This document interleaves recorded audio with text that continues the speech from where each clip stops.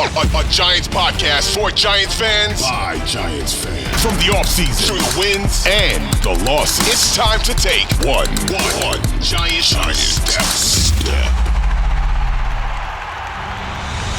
Welcome into One Giant Step. It's another Giants preview week, God willing. How is the bye week not here already? It's the week before Thanksgiving. The Giants are heading to Detroit, where the Lions play their annual home game on that Sunday before being home on Thursday, which traditional teams like to take a hope that that's a look-ahead spot for the Lions, but the Giants find themselves with probably a terrible offensive matchup heading into their defensive woes. The good news in Giant land is Jackson Dart is on track as we record this. I'm Shaun Morash, again, joined by Bryce Gelman, to clear concussion protocol. So how this podcast is going to work is pretty simple. Just going to hammer up a couple thoughts. We have a special guest on this week's podcast, the great Mike Valenti. Mike's been a friend, colleague for a long time, host Kickoff with Boomer and Valenti, free on the Audacy app, radio host locally in Detroit, Audacy affiliate there. Awesome. Bryce does some digital content behind the scenes for Mike as well. So he's actually a lifelong Giant fan who's worked in Detroit forever. So kind of has, the feeling on both teams. So it'd be really cool to get his perspective. On the week that was with the New York Giants, on top of Dart returning, real quickly, we're not going to do a lot of Cam Scatterbo going to WWE. Bryce, I think we could agree with that. If you have I thought it was cool. I don't who has a problem with that? Let him live. And look, Cam Scatterbo, the Giants and WWE, they collaborated on this. He was not going to be in danger of re-hurting his ankle. They're now selling merch. Guys, it's such a contrived narrative to get all uptight about. That is what it is. Wrestling's fake. And I don't want to hear, well, if this wasn't a Giant, I've gotten a lot of that. You'd be yelling. Still real to me, damn it. Yeah. Ironically enough, and this is going to tie my next point, the biggest issue I had at the WWE event that has gone everywhere is Abdul Carter sitting there with a Giants championship belt after the week he's had. So let's tie into Abdul Carter here. He did show up at that event. Abdul Carter was suspended. We didn't have the reason when Bryce and I did the recap episode Sunday night. We sort of have the reason now. He was late for a meeting, which makes sense. And he was late for a meeting, and I'm going with the real report here, which was Dan Duggan's report, because he overslept. And upon further, I've been told the Giants confirmed that report to several other reporters that he overslept. Wow. Then it came out in a Paul Schwartz piece that he was in a red light therapy bed, which find a way to bend the truth. He probably was napping in the red light therapy bed. Yeah. And that is where two truths and a lie can come out of this. And the Giants felt like through Paul Schwartz, who I've no doubt was told what he was told by the Giants, it certainly felt like the Giants tried to bend the truth after they saw the way the narrative was going against Abdul Carter. Abdul Carter has now since spoke with the media and is saying all the right things. I'm glad Mike. Yes, he's said a lot. He's completely going it, but I don't necessarily know if he's owning this. He's more or less. No, he's saying I got to be a better. He said I got to be a better teammate, and it's on me to show up. I listened to his quotes late Wednesday that he made tweets? Wednesday. They got deleted. He still tweeted them. Oh, he did. I tweeted some effed up stuff in the past. They're deleted. But hold on. You can make a mistake tweeting and being an idiot. Then when you get talked to, if you come out, all I'm saying is when he addressed him, by the time after all this was done on the meet, I still think he's a lot of road to hoe here, if you will, but he at least said the right things in that spot. Here's the problem. Abdul Carter is a young idiot rookie. And all you have to do is go back to Andrew Thomas's rookie year in 2020, showing a lot of what Andrew Thomas did. Remember Andrew Thomas? How about last year with Malik Neighbors? Yeah. We saw some of that with Malik Neighbors. Now, this is the hope you find a head coach that cleans this crap up next year. But Abdul Carter's got to grow up. And that wasn't that where Abdul Carter was wrong. And what I found out is Abdul Carter's been late to meetings all year long. Yeah. That is like the biggest unkept secret. It was something that was a theme of his in Penn State and, kind of an entitled athlete that has grown up to do on a professional level. Will he grow up? We can only hope so because the Giants have a lot invested in him, and that only further adds to why maybe you don't want a Mike McCarthy who runs a country club when you have important people like Abdul Carter waiting there. But that was the big story. Now it's up to Abdul Carter. You know what was interesting last year? Bryce, it was a great point you just brought up because I hadn't thought of Malik Neighbors. He kept going back to Andrew Thomas's rookie year, and eventually Andrew Thomas figured it out. Malik Neighbors was saying a lot of weird stuff last year, and you're like, geez, this guy ever stuff. And then there was a turning point after the Daniel Jones benching. He got talked to. Just like Abdul Carter got talked to. Malik Neighbors has not been a problem since. And Malik Neighbors had the right attitude coming into this year. He said a lot of the right things. And it feels like he took that offseason with great promise. By the way, with the same head coach, you hope that with a new head coach, they kind of get their arm around him. I'm not giving up on Abdul Carter yet, but obviously the magnifying glass is on, and it's going to be on him to grow up, be an adult, put on his big boy pants, and figure this out. But it just adds to the train wreck that was a Giants season. Now, we're not going to ask Mike Valenti about Abdul Carter. We're going to get his thoughts on the Detroit Lions, what they bring to the table, what be happening here. I don't have high hopes for our defense versus their offense. And Mike Valenti, you're doing a lot of radio in Detroit. He has a chance here on a Giants podcast to kind of get his Giants fandom out and see where he is at with the New York Giants. So, Bryce, let's kick it over now to our interview with Mike Valenti. All right, on One Giant Step, we bring in a special guest ahead of Giants-Lions week, the king of Detroit radio, Mike Valenti, who, of course, also co-hosts Boomer and Valenti's Kickoff, or I guess it's Kickoff with Boomer and Valenti. I listen each and every weekend, and I still screw that up. Mike, what the hell's up, man? How you guys doing? This is going to be cathartic for all of us because you're going to ask me to talk Lions, and I'm a displaced Giants fan. So it's going to be a shit show. It's going to be exciting. That's why you're the perfect guest. So, look, obviously at 2-9 for our beloved New York Football Giants, we'll do very brief behind enemy lines, but we'll give you a little bit of a sounding board and let's carve up what the hell's gone wrong with the New York Football Giants and what the hell is next. So, Mike, let me just start off here. Lions getting the sense here, some negativity brewing. Obviously, Dan Campbell takes over the play calling, more struggles versus Philadelphia, a little look ahead spot with Thanksgiving looming as well. Yeah. The Giants, who don't beat anybody and don't finish games, I'm not exactly looking for a Giant upset here, but what the hell's wrong with the Lions and what can Giant fans point to here heading into this game? Yeah, I mean, look, go from the Lions' perspective. Here's the deal: when they face bottom 10 defenses, they're 4-0. They average 43 a game. It's like the Big 12. I mean, they made Tech, right? Oh, I know. Trust me, they haven't. I've been telling my listeners, you haven't seen nothing yet until you see Shane Bowen. But with the Lions, it's pretty simple. And the funny part, and you guys deal with it too, is like you'll point out stuff all summer long, and you'll get labeled a hater. And it's like, okay, guys, replacing Ben Johnson, it's impossible. Losing Frank Ragnow, Kevin Zeitler, praying that a rookie and Graham Glasgow replace them on that inner third of, the inner trio of your O-line. Unlikely. And then you just factor in some erosion of stuff, fellas. I mean, look, they're set to get Goff sacked, the highest he's ever been sacked in this town. The pressures in Philly the other night, the pressures against Flores. It's been pretty bad. Run game, it's down. It's eroded. Is it still good? Yeah, we'd kill as Giants fans to have the Lions running game. But nice wake-up call coming, Mike. Nice wake-up call coming. Exactly. But in comparison to what they did in 23 and 24, it's just not close. 40 yards a game less per game. That's major. Again, defense. Look, the defense, they've got something going here in Detroit. And whether it was last year with AG, I mean, Aaron Glenn, who I understand it's been a rough start, but it was the same for Dan Campbell here. If New York gives Aaron Glenn time, I'm telling you, I believe he'll turn the Jets around. He's a good man. He's a good coach. But I agree. Kelvin Shepard's done a hell of a job. And they've got a bunch of nobodies because Kirby Joseph is hurt. They're down a few corners. DJ Reed, who you guys know. Look, what are Giant fans in for? Well, considering the Giants give up about 5.6 yards a carry on the ground, I'd probably say a healthy dose of Sonic and Knuckles. You're going to get David Montgomery and Jahmyr Gibbs probably the better part of 40 times. Good hard play action on first down, so I'm sure that Deonte Banks will corkscrew himself into the ground because he couldn't locate the football with two hands and a flashlight. I mean, I just – look, this would have been a game if you had the old Dexter Lawrence, not this ridiculous, out-of-shape pile of garbage you've gotten this year. Although played his best game of the year last week. He was good last week. Gentlemen, we've waited for 11 weeks. You get no credit. I will not have it. But this would be a game. You're going up against Glasgow, and it'll be double teams of Glasgow and Ratledge or Glasgow and Coyote Ashoka, who's a backup to Christian Mahogany.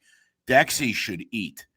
But, primarily the only thing he's been eating is cupcakes this year. So, I just – the Lions don't lose back-to-back games, fellas. Look at Dan Campbell. He hasn't lost back-to-back games since 2022. They're pissed. They're coming home. Giants fans, be prepared. Ford Field's a snake pit. I mean, these fans are – you think we're frustrated as Giant fans after 15 bad years? Try 70. Yeah. They've never had it. So these fans are incredible out here. That place is to me, it's Arrowhead, Seattle, and Ford Field. Three toughest places to play in the league. Ford Field, over-under, Shaun. Bryce, I give you 4.5 false starts. I'd probably take the over. It's going to be loud. It's going to be crazy. And the Lions are relentless. If they can rub your face in it, they will. And if the Giants decide they're not here to compete, no, they'll get their skulls caved in. The Lions don't trick around, man. If they can blow you out, they will. Yeah, obviously you mentioned, what's been happening with the Lions, and of course, coming off a brutal loss to the Eagles last weekend on Sunday Night Football. Of course, this is a get-right game for the Lions. How likely do you think it is that the Lions steamroll the Giants in this game and win by 25 plus, considering how much of a get-right game this is for Detroit? Highly. I mean, I hate saying that. I mean, look, understand, guys, I'm born and bred Giants fan. I tell my audience that, but like I shoot straight. That's been my deal from the start. And I'm harder on my teams than Detroit teams. The Giants just don't do enough right often enough to, as Shaun said, close anybody out. But I mean, it's beyond that now. Look, the Lions from a talent perspective, even if you want to go X's and O's on this, the Giants have shown no willingness in the front seven to bow up, set edge, stop the run, fill the gaps. I mean, Bob, where's 58 at? He's about to be cut. That's my point. You're paying all this money on an off-ball linebacker. He looks like he's licked the stamp. Dexy has been objectively horrific. And I don't care if you hate PFF, you love it. Use your eyes. Watch the game. It's trash. When did Abdul Carter decide all he had was an inside rip? Last 3 weeks have been awful for him. What on earth, man? And then at least he's got the pressures. Yeah, but see, here's the problem I have with that. So we go through this in this town with Aiden Hutchinson. And look, Aiden is clearly a very good player. But when you have fans wanting to comp him to Myles Garrett or comp him to prime J.J. Watt, no, we're not doing that because he doesn't get home and a lot of his sacks are empty calories. He had a sack against Philly. Yeah, with a tight end blocking him. Oh, he had a 3-sack game against Tampa last year. Right, with you and Shaun blocking him on a combo meal. Like, for me, it's what you do. Do you get home? Are you impacting the game? It's how the Giants lost to the Bears, Mike. 100%. Caleb Williams, you got all those pressure on him. What the hell did it matter? Making plays on third down. Get to him. Yeah, and I mean, look, it's across the Giants defense too. Darius Alexander has simply not developed one iota. And I understand Toledo, smaller school. Yeah. But freaky athlete, need more. Secondary's been a complete boondoggle. It's been a complete debacle, whether it was a Debo when he was healthy or not. Deonte Banks, bar none, might be the singular worst New York Giant of my life. He is truly atrocious in every way. He's made Eli Apple look like Jason Sehorn. It's funny when you had the hat trick of failed Giants corners, and you go from Prince Amakamara, who I never could stand, into Eli Apple, who's like mom drove him to the draft, into whatever Deonte Banks is. But see, fellas, this is the thing. To me, it all stems back to Shane Bowen. It's all Bowen. He should have been fired last year. Schematically, nothing lines up. You get all this pressure up front with loose coverage in the back. Well, wait a second. If you have this type of pressure, you should be able to rush for pop 7 back. Let's play up a little bit, get aggressive, let our corners eat. It's a joke. What happens with the Lions is, look, the Lions can do things quick and get it in space. Like you saw a little bit of this against Philly. They're going to get this ball out to Jahmyr Gibbs in the flat, and he's going to out-leverage whatever linebacker you have covering him. Yep. It's just one big race to the pylon, and you're never going to catch Jahmyr. And then they'll hit you inside with power.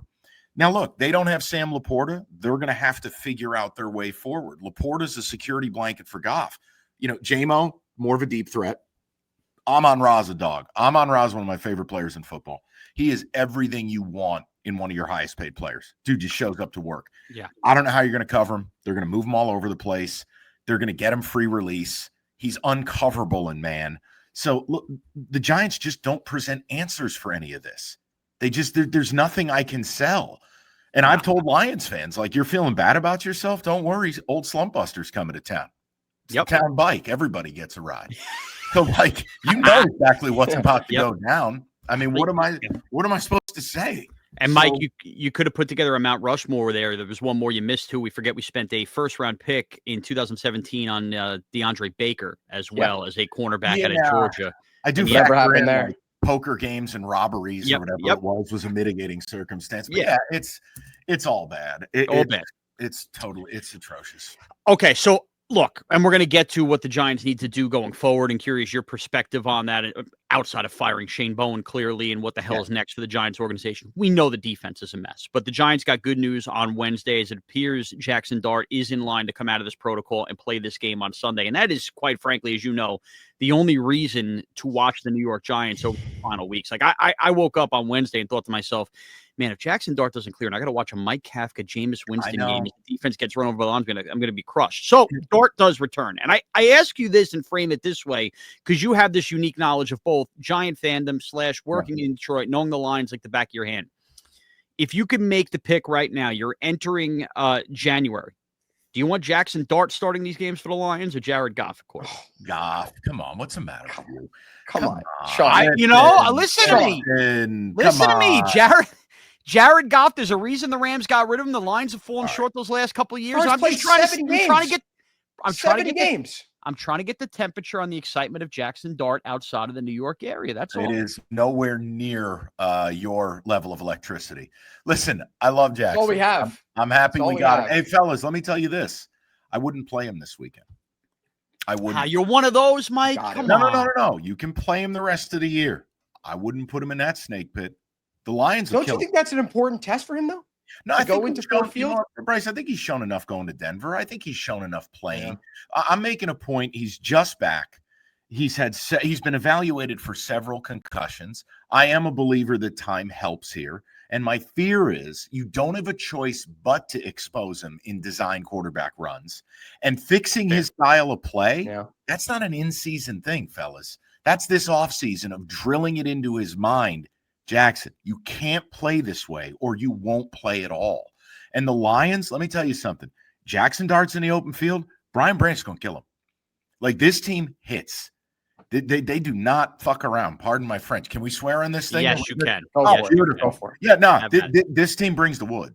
They're going to try. They're going to hit you. I just think it's a bad idea. And here, fellas, look, if Malik Neighbors is playing, if we have representative weapons, if Scat is playing, fellas, it's a different conversation. I would never say shelter him like he's a little baby. But when you're putting this kid and it's Isaiah Hodgins is back, what am I living in a simulation? Like, it's just you need him. That's the sick part. Don't get me started with the Joe Shane. We'll save that for later. My whole point is I would wait one more week. I think this is so daunting and it's such a bet. And Kelvin Shepard and the way the Lions are going to come after you, they're going to play tough man defense. I'm just telling you, man, my sincerest hope is Jackson gets out of this game healthy. A real quick one for me. So the only reason I'll push back on that, I am making an extreme leap of faith here, and you can hold in the laughter all you want. In a perfect world where the Giants, for once, figure out the head coach and everything this offseason, you would think in Jackson Dart's next 3 years, you would hope that they arrive at a place where big games in Detroit in January potentially are something Jackson Dart's got to handle. I want to see him in that moment. I do. I think it is. I'm not laughing at either one. I think there's a learning experience. You just mentioned being one of the 3 environments in football that is that. I think that's an important learning situation for Jackson Dart. If he wasn't coming off of another concussion, I think I'd feel differently. Listen, maybe I'm overdoing it with it. I just feel like I don't want to wreck one of the only sources of positivity that the New York Giants have. And if you play him here and Kafka gets zesty and decides to call 5, 6, 7 QB runs, I'm going to tell you, this is not the team to do that against. So if you're going to have a controlled game plan, we can talk about it.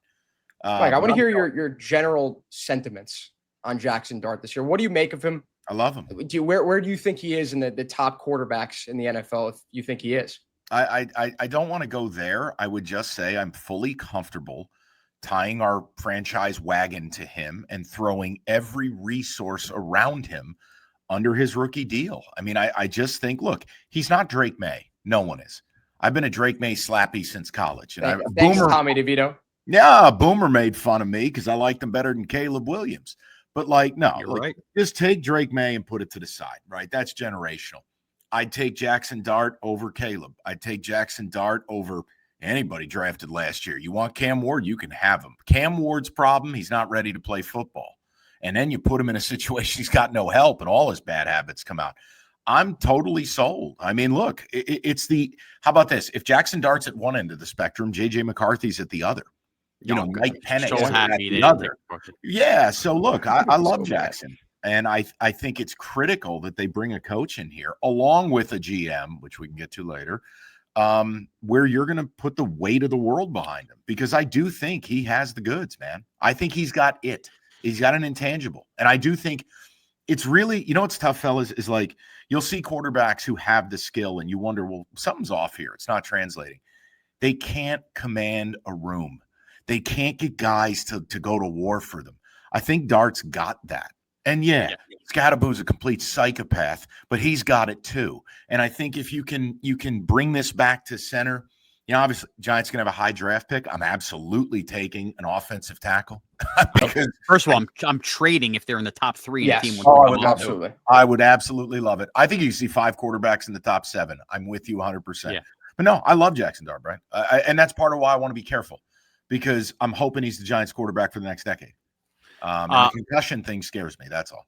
You've said later a couple times. Let's make it later now. Okay. Yeah. Mike Valenti again joining us here on One Giant Step. Lifelong Giant fan. This isn't radio. Everyone sees Mike. No one. You don't need to reset. Everyone sees Mike. Listen to me. People jump ahead. This is Radio Shaun. Radio Shaun is here. I don't know what to tell you, Bryce. Professor Morash. All right. Listen to me. Later's now. We know, the audience knows Bryce and I's feelings. I'm frankly just disgusted by the way the Giants have handled everything. I'm disgusted at the idea that Joe Schoen kind of gets another life here. I still do think he will be back, unfortunately, although every loss that matters and every embarrassing part that matters. I mean, the Giants can be eliminated from playoff contention. Would be the earliest some team has been eliminated since 2020, ironically, the Jets, with the perfect combination on Sunday. That would add to the embarrassment. In a world that we have to accept Joe Schoen is here. Yeah. What the hell are you looking for in a head coach of this team? Because I basically threw up at the list Jake Glazer threw out last Sunday. Oh, it was awful. I hope that was parody. I seriously. Arthur Smith, Matt Nagy. God. It was a who's who of stiffs. Look, here's the beginning, middle, and end for me. And I've gotten into it with Boomer about this. And I understand there's a delicate part of this being that the man has health issues right now. But I don't trust the family anyway. No. But we have to come to grips with something. John Mara is weak and he's incompetent. And he is presiding over a franchise that is a Tiffany franchise in this league. And he has now brought it down to the level of like the Tennessee Titans. We're a laughingstock. It's an embarrassment. He is not a strong leader. He is not a CEO. He does not make good hiring decisions. And basically, over the last 15 years, after Eli carried him to that Super Bowl, and shout out Mario Manningham for the catch, he's been every bit as bad as Jimmy Haslam. Okay, congratulations. You didn't sign a sexual predator to $250 million. Here's your reward. It's like the Showcase Showdown with Bob Barker. You win a fucking dryer, okay? It starts there. The decision to fire Brian Daboll, I was indifferent to it mid-season. We knew it probably had to happen. All right, so if you wanted blood, that's fine. But to put the release out that Joe Schoen will lead the search, how? I feel like we should all wear sweatshirts to the games that list every failed draft pick of Joe Schoen. Look at the lost draft of 2023. You got to be outside of your mind. I mean, John Michael Schmitz can't play in the USFL. Jalen Hyatt, there's a reason he never played. Nice job on the last play of the game. Just look at it all. Yep. Oh, Josh Azuda. Oh, are you kidding me? You draft a 3-foot-tall receiver in Wan'Dale Robinson. Like, what the fuck are we doing? And Wan'Dale's one of the bright spots. Think about that. I'm not saying resign him. But he's a trinket. That's the problem. No, listen, the bottom line is the franchise has lost its entire identity. There is no more what it means to be a Giant. The old players can't resonate with any of this because this franchise is soft as shit. It's Charmin. There's no pride, and the leaders don't lead. I mean, hell, it's gotten so bad, I actually feel bad for a guy making $100 million. I feel bad for Brian Burns. I'm turning him into a martyr. That's how bad it's gotten. Yes. He's basically our version of Myles Garrett. Oh, poor Brian. So look, when you ask me the question, I just think it's under faulty premise. And if you want to relate it to where I work now, I feel like John Mara is no different than William Clay Ford. The old man was well-liked. The old man was a sweetheart. Guess what? He was a god-awful owner. And then his kids took turns running the team until Sheila Ford Hamp said, okay, hold on, I've got this. And they got credible football people in. Look, I just don't think it matters because even if Joe Schoen identifies the right coach, he can't supply the groceries. He's awful. So, I agree. So in other words, you probably think the only way out of this is for them to come to their senses, fire Joe Schoen. But even then, like, this is my distrust.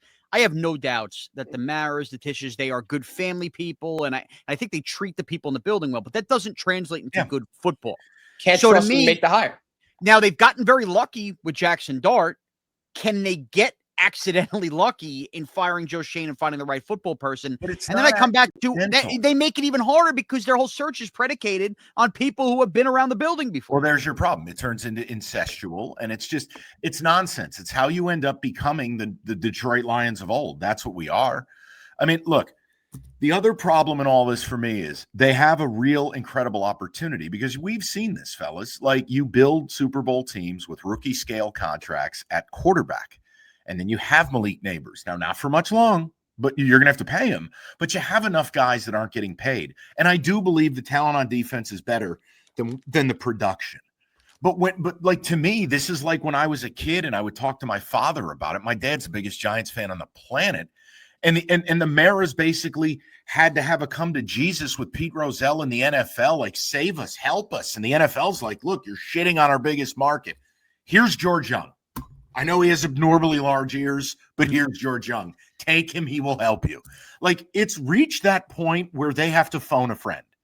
They can't keep doing this. I don't trust Mara or Tisch. I sure as hell don't trust Joe Schoen. And by the way, the thing that really killed me with Schoen and Mara was Hard Knocks. There were some clips in there that needed to be on that cutting room floor because it made them look like the most weak-minded, just a spineless jellyfish of an organization. And it's exactly what they are. Like, that's where I loved when Carl Banks called out Dexter. I loved it. I mean, not only because he's a Sparty like me, but like, dude, the legends, they can't even look at this crap. My God, you have Phil Simms ringing the victory bell. He'd probably hope the bell dropped on his head. It's awful. It's just, I don't trust anything going on.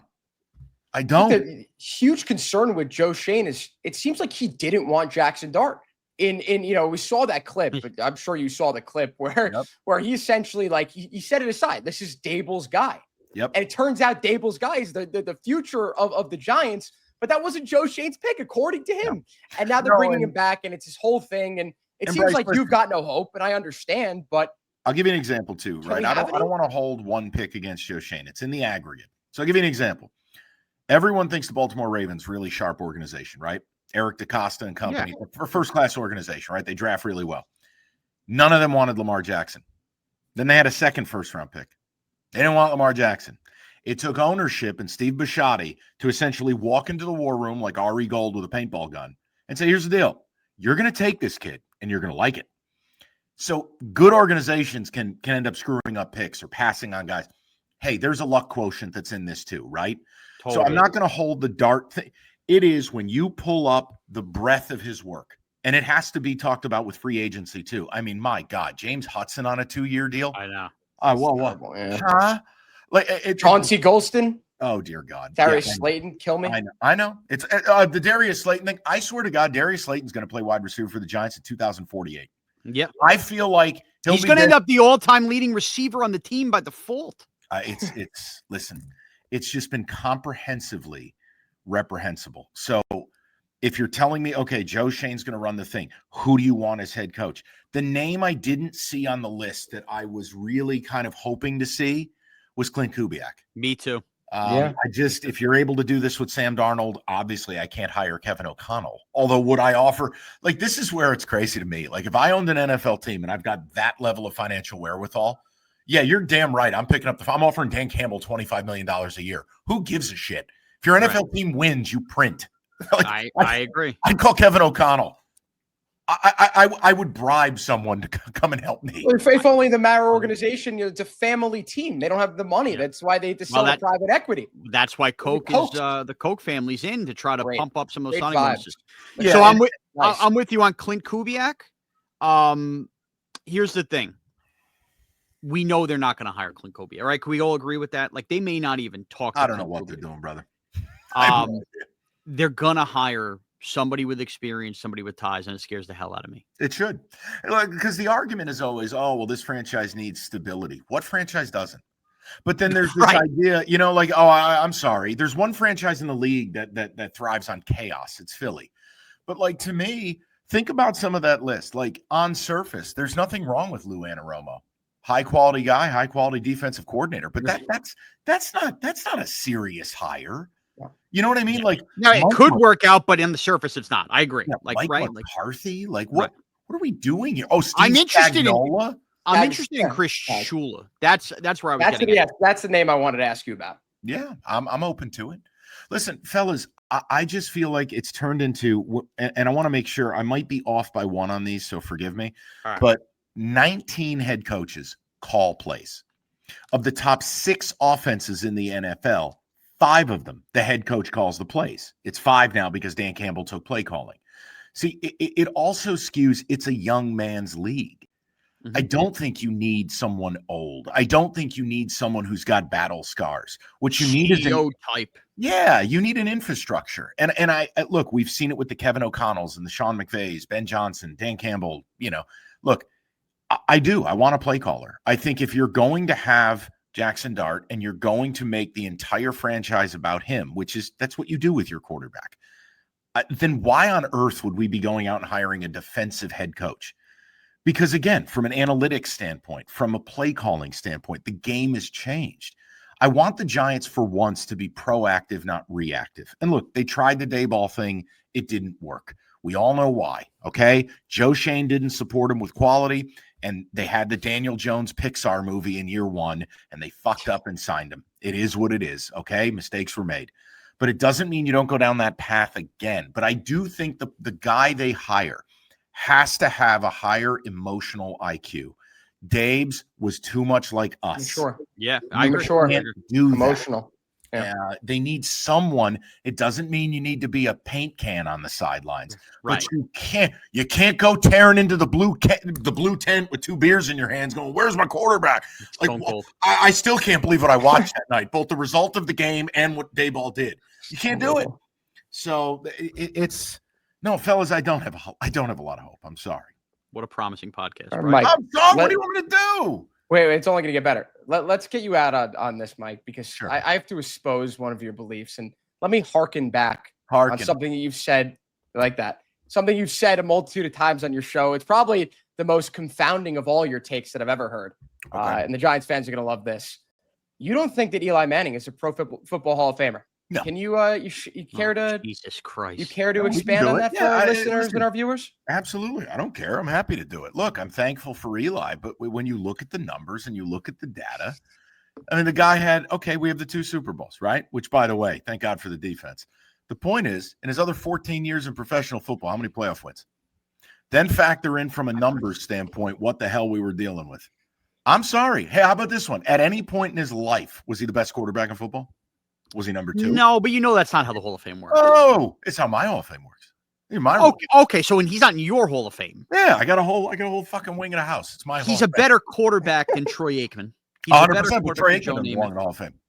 Okay, all right. At least that's consistent. But my point is, if he's in the Hall of Fame, like that's the baseline. No. If Troy Aikman's in the Hall of Fame, you have to put Eli in. Okay. But you're asking me, is he? Is this debate? All right, so you just have a tighter standard for the Hall of Fame. Yeah, and again, it does. Like, I love this too, where it's like, if you say he's not a Hall of Famer, well, you're not true blue. No, I'm a fucking adult, and I'm just giving you the data. And I watched every game of Eli's career. Look, 2011, he carried that team. You could put it on the defense all you want. He did. No. He had high points, but my whole thing is, it's like the debate when we would get into this in this town with Stafford, and it's like, look, guys. I like Stafford a lot, but counting stats don't impress me. When you're throwing for a zillion yards for a dog shit team, great. You're a different version of Warren Moon. The whole point is, what do you do? And that's like, it always bothered me with Eli. It was the lack of consistent playoff success. I mean, we had 2 magic runs. I thank God every day because I got to take my father to Green Bay in 2007, freeze our asses off in -33. And I'll always be appreciative of Eli.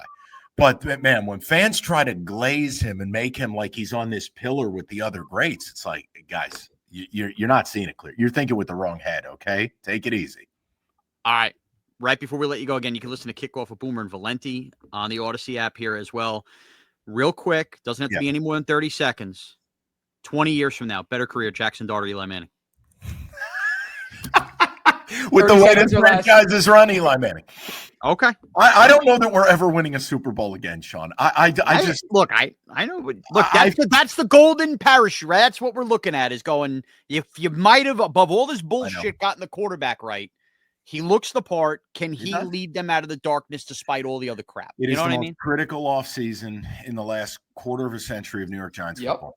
Because if they blow this, you're going to waste the rookie scale contract, and if Jackson's good, that's going to turn into $60 million by the time you sign him. And I don't care how much cap goes up; it's going to be 20% of your deal. Yep. So no, I mean, look, right now, Shaun, I don't even remember what it's like to not start the season 2-6. I can't even. No kidding. It's just like, are you serious with this? No kidding. I don't know. Kidding. Shout out Evan Neal. Thanks for your contribution. Thank you. All right, Mike. Thanks as always for joining us, man. We love you. Dude, you guys are the best. I appreciate you. And just take it easy Sunday, all right? If it doesn't go well. I'm expecting it to go horrible. Don't worry. I'll be okay. Yeah. All right. Take care, Mike. Goodbye.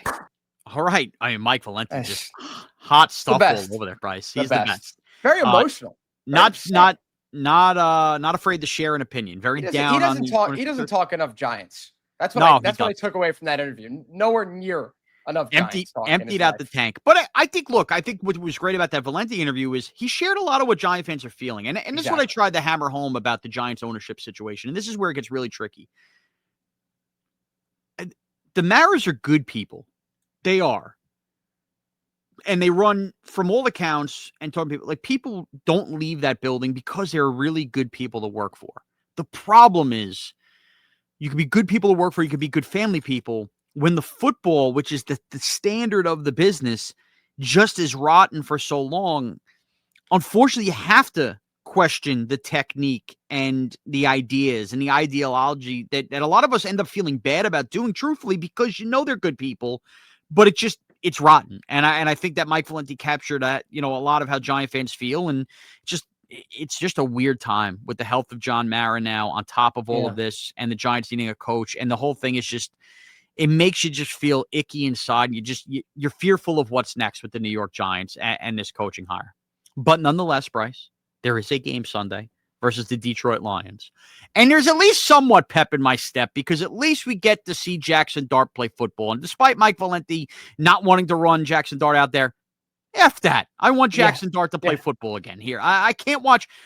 Bryce, did you think the same thing? Jameis Winston and Mike Kafka.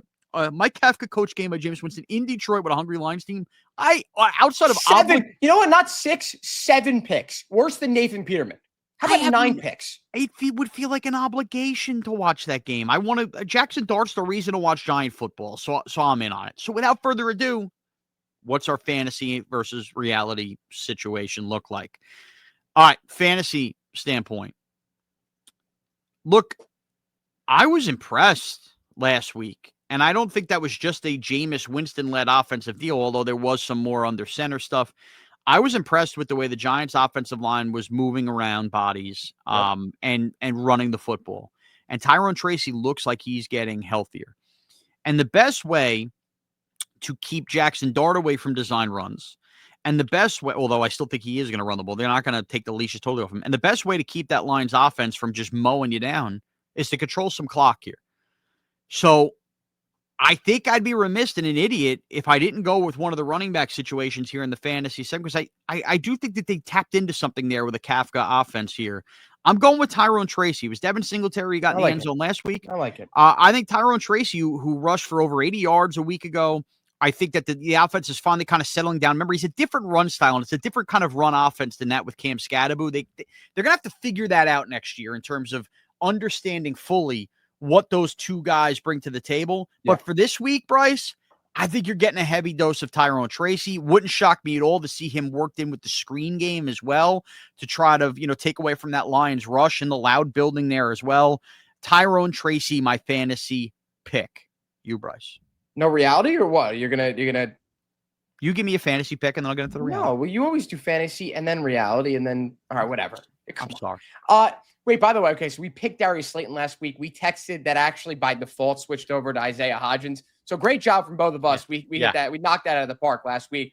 I was going to go with Tyrone Tracy because I think that was a smart game plan for the Giants last week with Jameis Winston under center. Like, it just made sense, right, to go with Tyrone Tracy, a trusted back, someone who really emerged last year and we thought was going to share the backfield with Cam Scadaboo. Of course, Scadaboo emerged into what we all know him to be. But I think Tyrone Tracy, great pick from you. I'm going to go with Wan'Dale Robinson. And I was thinking about Theo Johnson for a second, but like, I look at the Lions and there's a chance that they're going to be missing 3 of their top 4 guys in the secondary: Branch, Kirby Joseph, and DJ Reed. So I look at that, and Terry and Arnold, they're definitely going to miss. So I look at that situation. I'm like, I'm not going to go with a tight end because he's going to be matched up with a linebacker, and the Lions have some pretty solid linebackers. Secondary is going to be terrible. It might be even worse. The Giants secondary, they're playing like 3 or 4 guys deep. Same thing that happened last year. They were on their 9th guy with cornerback and safety. So I look at this situation. I think that Wan'Dale Robinson's a good play because you're looking for a safety valve. Because normally I would say Theo Johnson. That's why I was thinking him. But Wan'Dale Robinson, I feel like has been establishing a rapport. And now you have a competent receiver on the outside and Isaiah Hodgins, right? Like we saw last week, and we've seen plenty of people put it out there, and they're correct to the fact that Jackson Dart and Isaiah Hodgins are going to develop some sort of chemistry. Jackson Dart's going to love Isaiah Hodgins. And of course, that's something that we're all looking forward to, amongst the very few things that we're looking forward to. But nonetheless, I think that Wan'Dale could be a solid play, let's just say, on Sunday.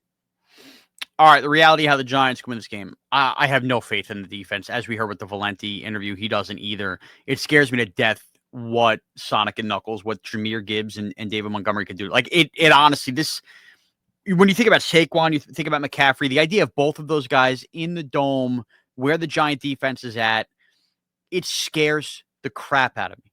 So how can the Giants pull off the upset? Upsets happen in the NFL. How the hell could the Giants possibly figure that out? Dude, the reality of the game is Jackson Dart comes off that week off, and the Giants hang 35-plus points on this Lions defense and go, we're going to make this like an insane version of that famous Eli Breeze game where they just went back and forth all day. So I'm punting on the idea of, well, maybe if you just figure out how to slow down not having Sam Laporta out there so they take away the safety blanket because they don't have one. No, I'm not going to play that game. I'm going to concede the fact that the defense is going to get run up on. The Giants go out there, and they do what they seemingly have been able to do, like they did versus Denver's defense, and they go find a way to score a lot of points. And the reality is, Giants be the team holding the ball last, where maybe you are in a spot where you're not allowing your defense, like what happened in Chicago, like what's happened in some of these games. You hold the ball last, go up and down, and go find a way, even if it's 41-38. That's truly my path out of this. Is Jackson Dart has actually his best day yet, and makes up for the fact for defensive deficiencies, Bryce.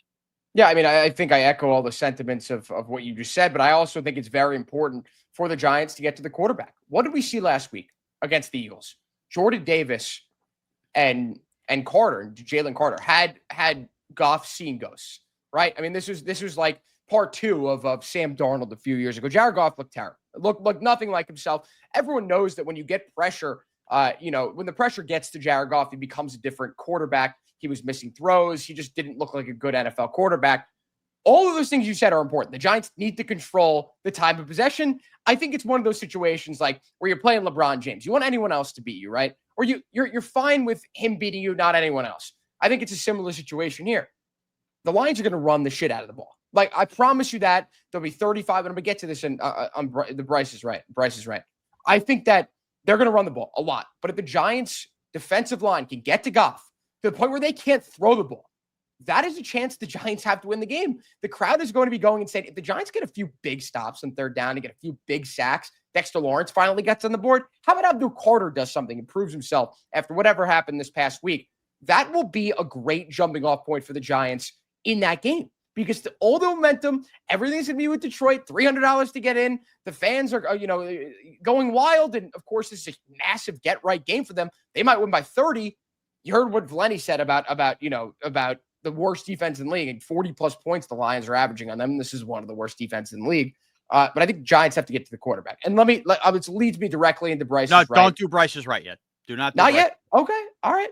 Here's what's going to happen. I'm going to give you my game pick, audience. And then Bryce is going to do Bryce Is Right and do the game pick and wrap the podcast like a big boy because I have to go. Because we've gone way too long. And full disclosure to the audience, as I'm taping this, I'm 15 minutes behind my wife leaving the house, and she needed to do that. Okay, Michael Valenti's interview went too long. Here's my game pick. I have no faith. I think actually Jackson Doherty is going to play well in the game, to be fair. But I don't have faith in the defense. I think it gets embarrassing. And I actually think a week later, after we thought it was going to happen, Shane Bowen's getting fired after this game. Because I think it is going to become that embarrassing. Ahead of Thanksgiving, a week where the Giants are going to play on Monday night. They have some extra time to kind of breathe. I think that this ends up hitting an embarrassing spot, like beyond what this season has seen. I think that Dan Campbell is going to take great pleasure as a friend of Brian Dable, by the way. Remember, they scheduled those joint practices in burying the Giants here. And I think the Giants are going to lose the game 44-28. I don't think they kick a field goal. I think they score 4 touchdowns, but I think the defense just gets embarrassed. And I think it's bet the over in the game. And the spread right now is 10.5. So I'm taking the Lions to cover. But I do think the Jackson Dart Giants offense actually has a good game. But the story of the game is, oh my God, like, did they totally quit on Shane Bowen? And then we're doing a Shane Bowen is fired before Thanksgiving pod. And that's my game pick. There you go. Bryce is going to go do Bryce Is Right in the game pick and wrap the pod. Thank you, everybody. I'll see you, Shaun. Goodbye. All right, there goes Shaun. It's very nice of him to allow me to wrap this podcast up on my own. I'd love to bounce this idea off him, but here we go. Bryce Is Right, and then I'll get to the game pick. This week, for whatever reason, not for whatever reason, you saw what happened last week against the Eagles. The Lions struggled to establish the run, something they do well at home. They run the shit out of the football. This week, David Montgomery only gets 6 carries last week. Jahmyr Gibbs was not Jahmyr Gibbs, even though he did a lot in terms of being the Lions' only offense. But I look at this week, and I look at the Lions and what they're going to need to do to win in their game plan. They're going to run the ball. They're going to run the ball 35, 40 times in this game. Jahmyr Gibbs and David Montgomery are going to combine for over 200 all-purpose yards from scrimmage. They're going to go off, right? I really think that both of those guys are playing with a chip on their shoulders, especially David Montgomery, who was barely involved in the offense against the Eagles. It's going to be a huge game for him. I don't know if you can bet that, whatever. I like that. That might actually come to fruition, unlike every other one of my Bryce Is Rights, but they're supposed to be far-fetched, and let's see if we can hit one this week. But as for the game pick, I echo the sentiments of Shaun, just like I did with his reality. I think that the Giants are going to get steamrolled in this game, but not by as much as you'd think. You know, Valenti did mention 40-plus points the Lions have put up against the worst defense in the league. Dan Campbell hasn't lost back-to-back, hasn't lost 2 games in a row in a very long time. The Lions are going to win this game handily. They're going to win it. I have no doubt in my mind that the line is 10.5. The Lions will cover. I think the Giants lose 34-17. I don't think it's going to be as big of a blowout. I guess Shaun and I only separated by 1 point. If he said 44-28, it's a difference of 1 point. But either way, I don't see the Lions scoring 45, 50 points. The Giants get on the board, but they're not going to do much. The strength of this Lions team is their defense. Kelvin Shepard is an amazing defensive coordinator. The Giants are not scoring as many points as Shaun said they're going to score. They're not going to score 28 points. That's absurd. That's absurd to say. And I wish I could scream at Shaun for that. But fortunately, he gave me a chance to end this podcast. So that's it. You know, we went really long-winded here. Didn't expect Valenti to go 30 minutes. He's amazing. I produce for him. He's always like this, very emotional about his teams. So amazing podcast all around. If you stuck around this long, really appreciate it. You know, like this video, subscribe to One Giant Step wherever you get your podcasts. We really appreciate any support. And thank you, everyone, for taking one giant step with us.